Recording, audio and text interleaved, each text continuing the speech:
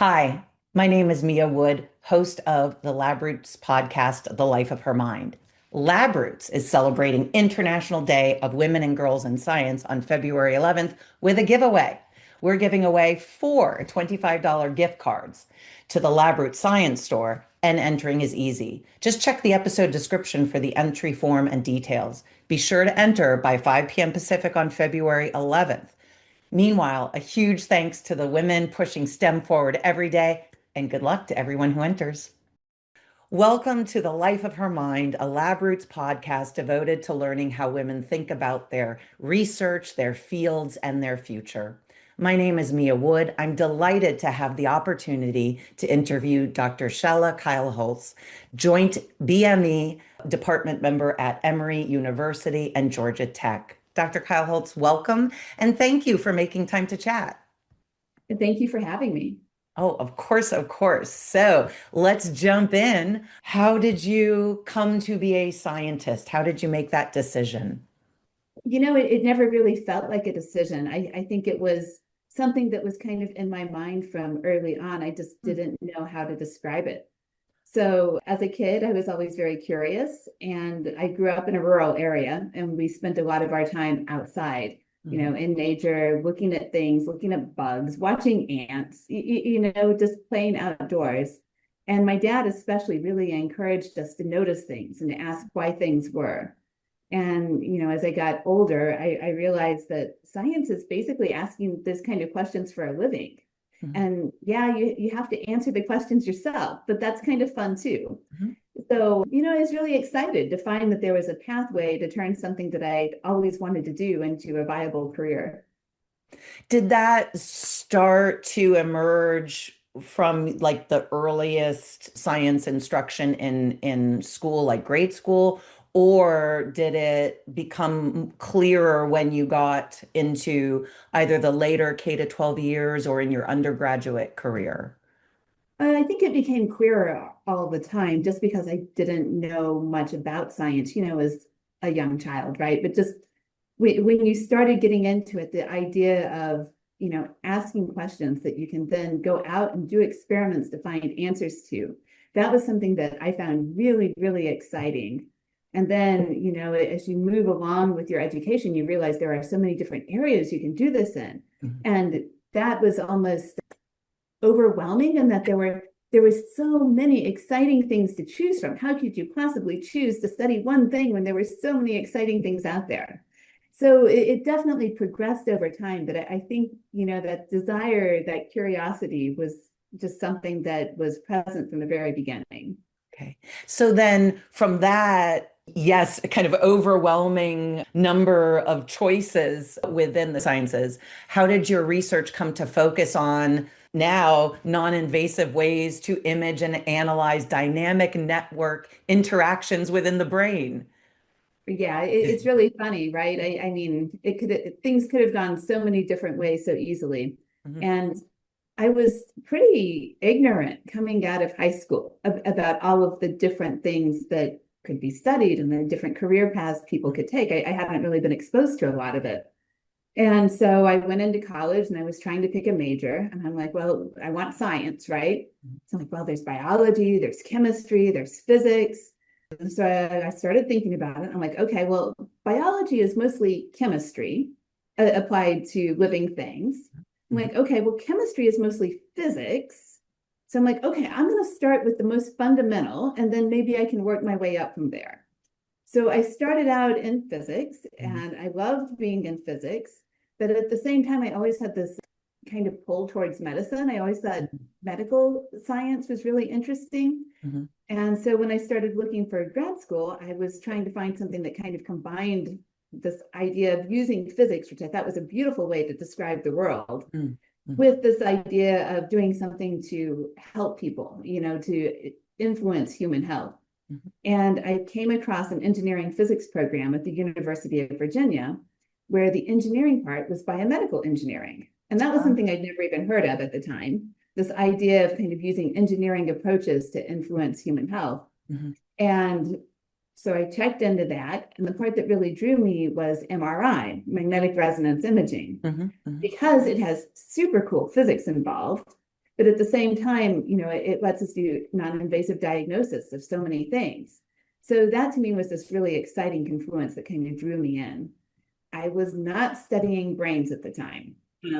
It was a time when fMRI was just getting started. And so there was a lot of excitement about it. And I'm always on the wrong side of every new thing. So I saw fMRI and I said, gosh, that looks so boring. I'm like, okay, people are, going to have you do math, and then they know which part of the brain does math. And then they're going to have you do this, and they know which part of the brain does this. And I thought it was just a matter of going in and mapping all the different pieces, which is a very ignorant perspective. But that's where I was at the time. So I was working on doing motion correction and studying things like kidneys and blood flow and trying to figure out ways to image how blood moves through the body with MRI. I didn't get into the brain imaging until I went to a postdoc position. And that came about because the advisor that I was talking to, Alan Koretsky at NIH, at the time, they had one of the two 11.7 Tesla MRI scanners in the world.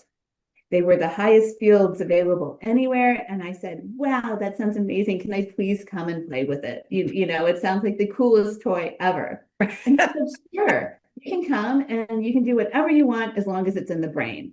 I said, oh, okay.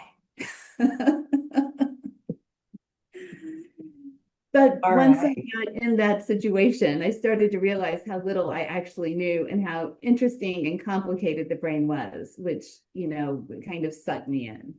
So am I right to think, and this is going to be, I think, a two-part question. So am I right to think that you're doing physics on the engineering side of imaging, but you're also doing physics, at least, the sort of kinetic stuff, if you will, of the brain through the imaging?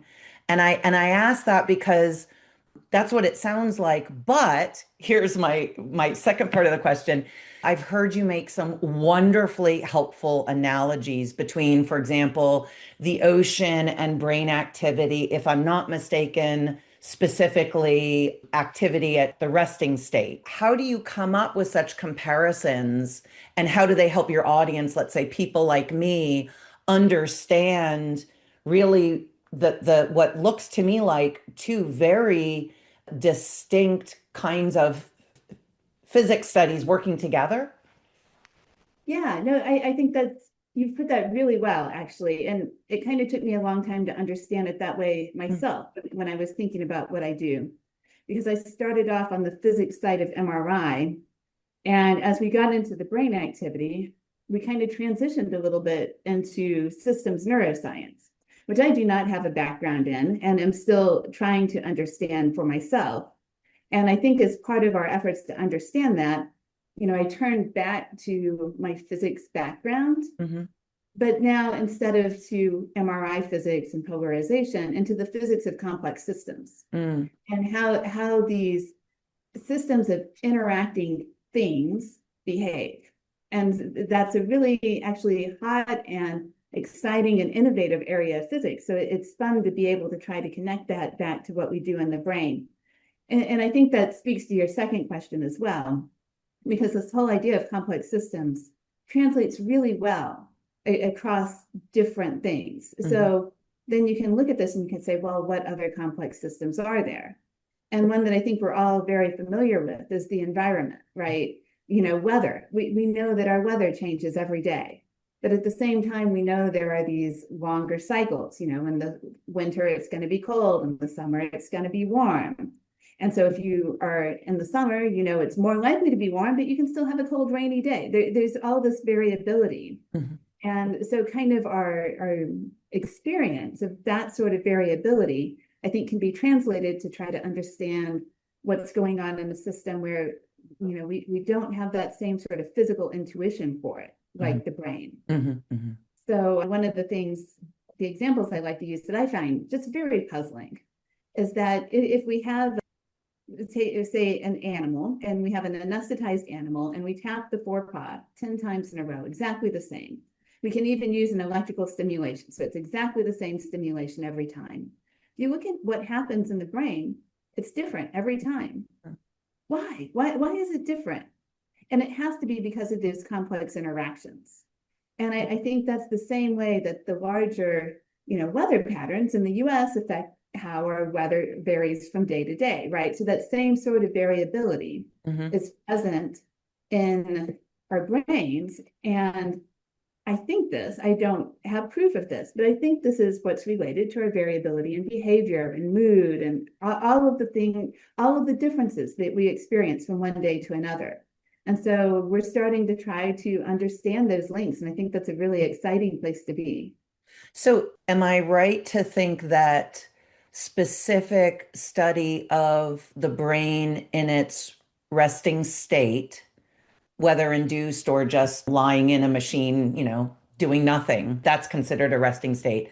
But the focus on the resting state is maybe an attempt to kind of find a baseline to or a foundation, a support somehow for the complex activities in this larger system.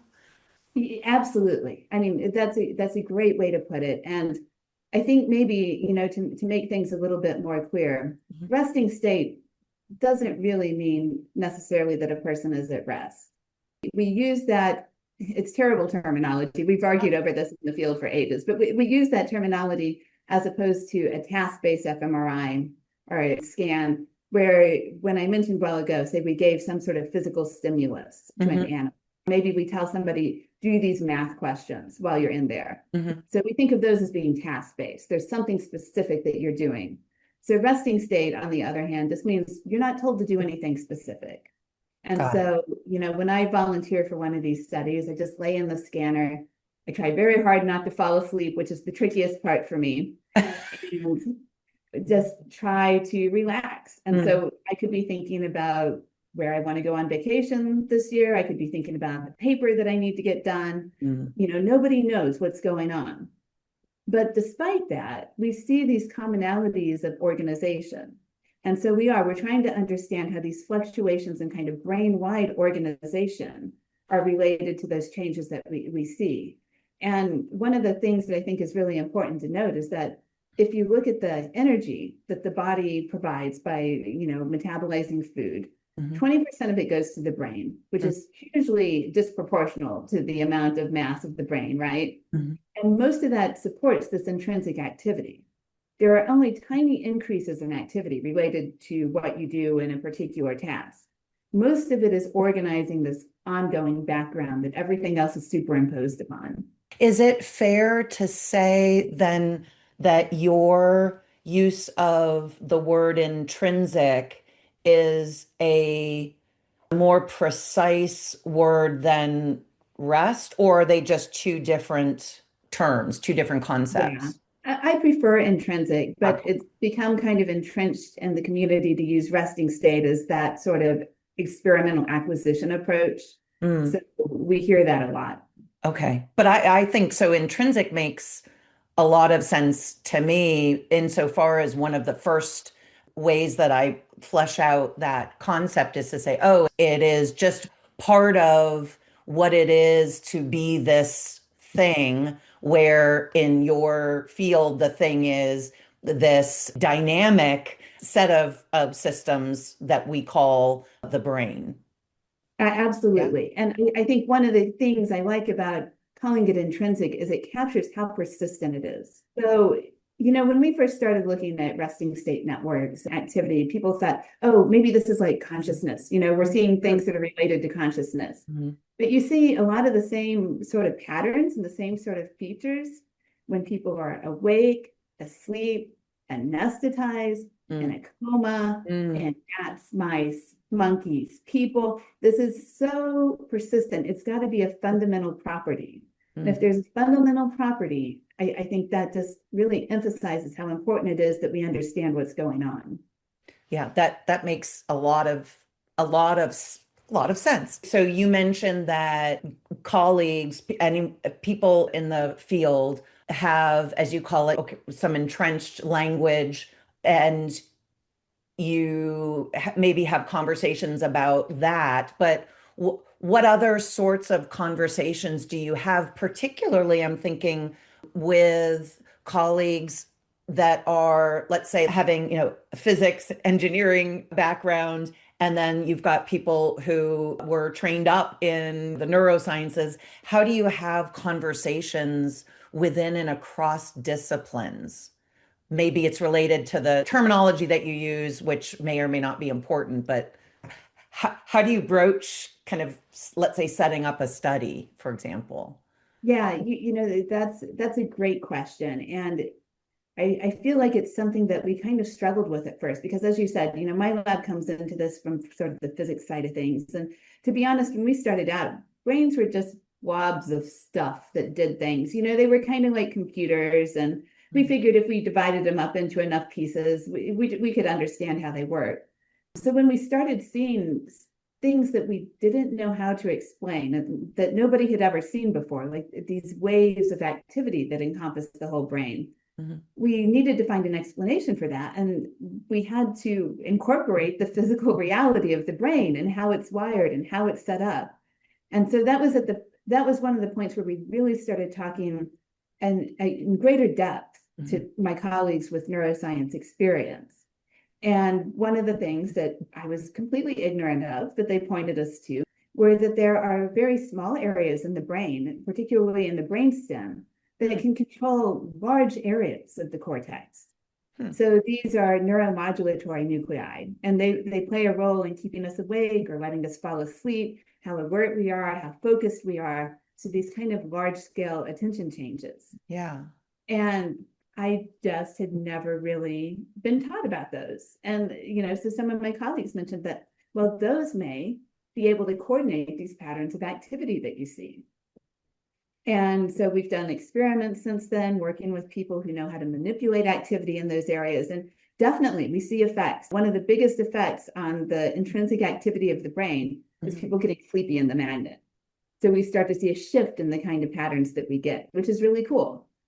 So I think we needed a reason to kind of we needed a specific connection. It was hard for us to talk to the neuroscientists and say, we don't understand what we're getting. And they're like, well, we don't understand what you're seeing. But when we had a specific question, they were super helpful about connecting us to things that might be able to give rise to those kind of features. And that was a door for us that kind of opened the way into a lot of other projects, a lot of other connections, and really helped us to make the collaborations with the neuroscience community here that has helped us understand and interpret what we're finding. So my next question was going to be, well, is still, but what do you think of when you think of the word science? And there's a sense in which what you've been talking about already tells us that there's curiosity and creativity, but I'm also hearing, and correct me if I'm wrong, that there's a lot of really hard work, not only to be open to another discipline, but also to make sense of that other discipline on its own terms, but also in terms of the specific work that you're doing, let's say with the imaging side of things. So when you think of what you do, when you think of science, what is it that comes to mind, given everything that you've worked on over the years? Well, I think fundamentally, science is the search for truth, right? It's the answer to all of our curiosity, the underlying fundamental why of the universe. Mm-hmm. And I think we're all trying to find that. And it's a big truth. The universe is big. And so we're all looking for little pieces of it and trying to put it together. And so I think it makes sense that as we make advances in science, we have to pull in more disciplines to enable a bigger picture of, the elephant that's in the background. Yes. Everybody uses the elephant metaphor. I know, if you've got the tail, you think you've got a snake. If you've got the leg, you think you've got a tree. But we're trying to find that elephant, and we're just trying to put those puzzle pieces together. And one of the things I love most about science actually is the interactions with all the people and all the different disciplines. and the ability to see things from so many different angles. Because if you look at things from only one side, you can get a very distorted picture of what it's actually like. But when you get a few different perspectives, I feel like we start to get a fuller representation of what is going on. And that's not just, a better grasp on the truth, but it's also a lot of fun trying to get to that. And I guess the other thing that I would mention is that having the other disciplines helps us to not blind ourselves. So if we're trying to find the truth, we can't lie to ourselves, and we can't close off half of our field of view so that we don't see things that we don't want to see. It's easy to get an idea in your head and say, this ought to work like this. And a lot of times it doesn't. And if we want to be good scientists, we can't try to force something to fit into a box that it doesn't fit. And I think having collaborations with other disciplines and other researchers helps bring different perspectives that help keep us away from those boxes that we don't want to get into. Well, and that actually reminds me of a little segment that we're trying on this show called Fit for Peer Review. So given what you've said about what I take to be sort of intellectual postures, is there like a pseudoscience that you would, or something similar that you would reject as fit for peer review in your discipline? I don't know about reject for peer review, but I do think there's a tendency to overinterpret things. And I think we're encouraged to do this by wanting, papers that get attention, trying to publish in high impact journals, trying to get the media to pick up on something, right? Nobody's really interested if you say, oh, the activity in this area is a little higher in this group of patients with Alzheimer's versus normal controls. But if you can say, oh, the such and such nuclei distinguishes creative individuals from those who have no creativity, then people find that interesting. That's almost always a vastly exaggerated interpretation of the data underlying things. The differences that we see are usually, small differences across large groups of people. And when you try to extrapolate that to the individual level, it falls apart quickly. There's just so much other variability. And so, one of the questions I get a lot is, can you use MRI to read people's minds? And I'm not, really coming down on this, because we're trying, right? We're trying to see how much can we distinguish whether you're thinking about a cat versus a math problem, okay? That tells us something about brain activity. But we're nowhere close to being able to do that on an individual basis from a single scan. So again, people can pull out differences at the group level that tell us something about how the brain works. But to actually put somebody in the scanner and go, oh yeah, now they're thinking about their boss. Ooh, they lied on their progress report. We're nowhere near that. And I think sometimes things get kind of hyped a little bit, and it sounds like we're closer towards that side of things than we really are.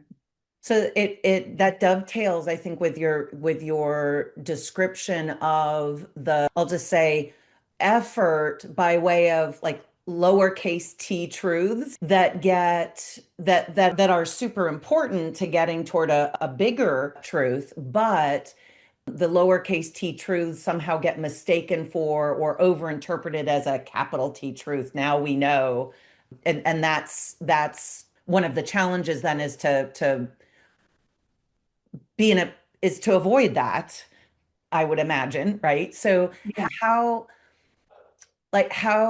how do you, I'm not saying you have a tendency or not to go to think you've got the truth, but how do you grapple with just the challenge of approaching the work in terms of contributing to a bigger picture within the discipline or outside of it, without concluding that now you've got the answer or the truth? What are the challenges? And then on the flip side, what are the opportunities in that difficulty?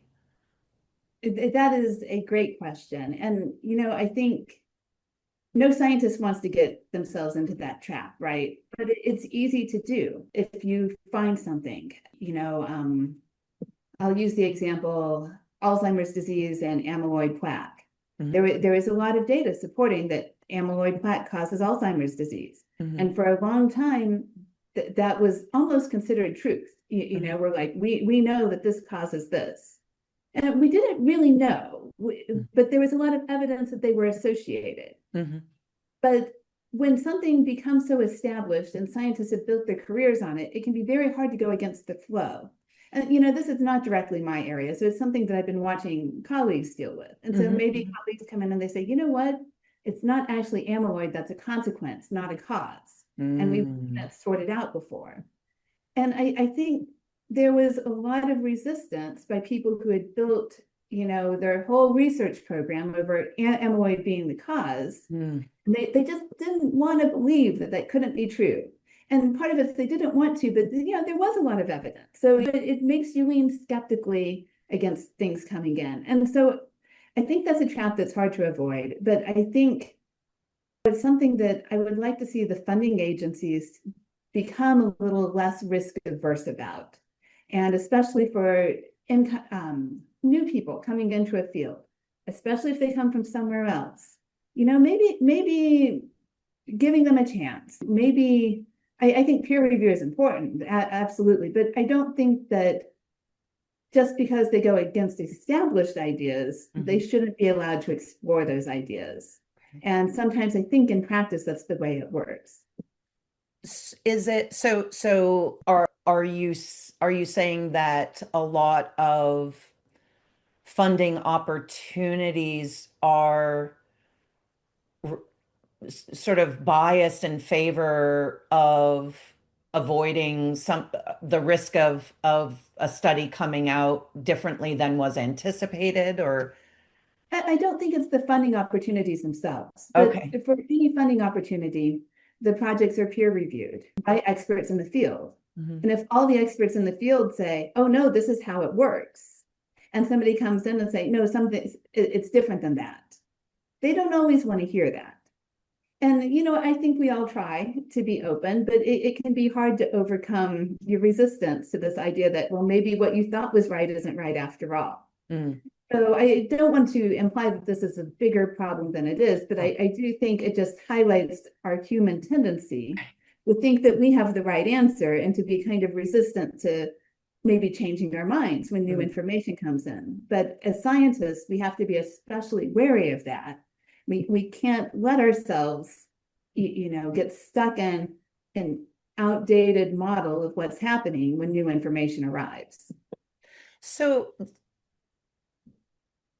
the what we want is, it seems, to have not just scientists but everyone, the public, right, be comfortable with some degree of uncertainty, right? So somebody like me might read, headlines that include "science says," as though there's, a definitive answer. And in some cases, that does seem to be correct. And so we want to act accordingly.